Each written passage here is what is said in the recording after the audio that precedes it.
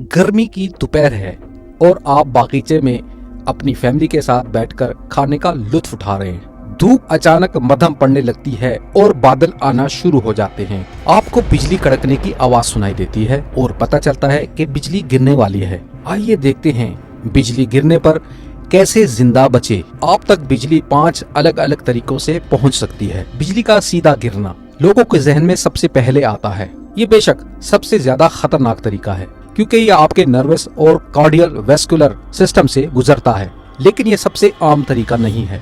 सबसे आम तरीका है ग्राउंड करंट्स। ये बड़े इलाकों से लहरों की तरह गुजरती है और बिजली गिरने के दौरान चोटों और मौतों की सबसे बड़ी वजह है। मेटल की कोई भी चीज जैसे नल या शावर बिजली के लिए सबसे आसान रास्तों में आती है। जब आप ऐसे किसी आसान पॉइंट के कांटेक्ट में होते हैं तो कंडक्शन यानी बिजली का सर्किट पूरा होता है और कभी कभी ये दरवाजों और खिड़कियों में भी हो सकता है। और फिर आते हैं साइड फ्लैशेस। ये तब होता है जब ये बिजली पेड़ या टेलीफोन के खंभे जैसी किसी चीज से टकराकर बाउंस हो जाती है। ग्राउंड करंट का ये फ्लैश आसपास लंबी चीजों से टकराकर किसी पर भी हमला कर सकता है। बिजली गिरने का आखिरी तरीका है स्ट्रीमर्स के जरिए। ये एनर्जी के धमाके तब होते हैं जब एटमॉस्फेयर इलेक्ट्रिसिटी से चार्ज हो जाता है। स्ट्रीमर जमीन के पास मौजूद चीजों और लोगों से ऊपर की सीमत में जाते हैं। अगर आप पर बिजली गिरती है तो आपके बचने के चांसेस 90% हैं, लेकिन फिर भी आपको कुछ दर्दनाक चोटें आ सकती हैं। बहरापन, जलना, दिमागी चोटें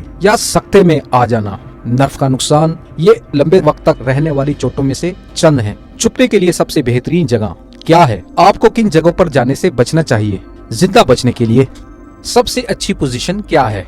स्टेप 1, ये जाने कि बिजली कब गिरने वाली है। बिजली सिर्फ तब नहीं गिरती जब आपके ऊपर एक तूफान हो। ये साफ दिन में भी गिर सकती है। बिजली किसी तूफान में 16 किलोमीटर दूरी पर भी गिर सकती है। तो बिजली हवा में है और इसके सिग्नल्स पर ध्यान दें।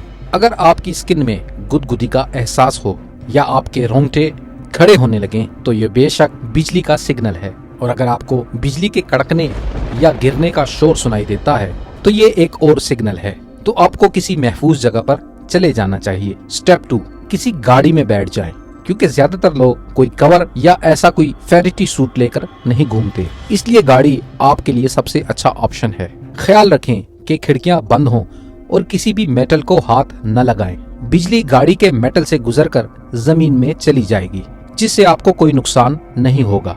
स्टेप 3, पानी, खुली जगहों या गारों से बचें। अगर आप किसी गाड़ी में नहीं जा सकते तो बेहतर होगा कि आप ये जानते हों कि कहाँ नहीं जाना। ऐसी किसी जगह पर भी ना छुपे जो बंद ना हो, जैसे गोल्फ कार्ट या खुली इमारतें। खुली जगहों से बचें, खास तौर पर पहाड़ों से। पानी वाली जगहों से दूर रहें। पूल्स, झीलें, नदियां, इन सब से दूर रहें। और अगर आप कश्ती में हैं तो माफी चाहूंगा, कुछ नहीं हो सकता। किसी गार के अंदर जाने वाली जगह पर छुपना सुनने में समझदारी लगता है, लेकिन आप एक कंडक्टर का काम कर रहे हैं और बिजली आपको ढूंढ ही लेगी।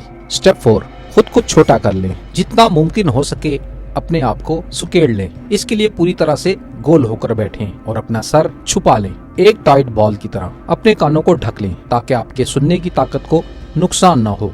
आपका सर बिजली के लिए एक एंट्री पॉइंट का काम करता है, जो कि आपसे गुजरकर पैरों के रास्ते बाहर निकलती है।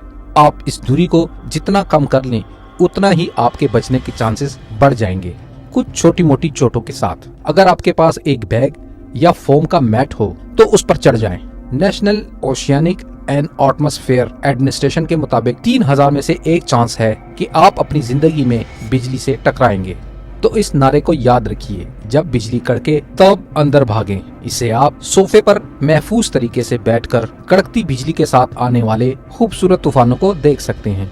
बस खिड़की के पास मत जाइएगा, लेकिन आपको हर तरह के हालात के लिए तैयार रहना चाहिए। उम्मीद है आपको ये वीडियो पसंद आई होगी। इस वीडियो को लाइक और शेयर कीजिए।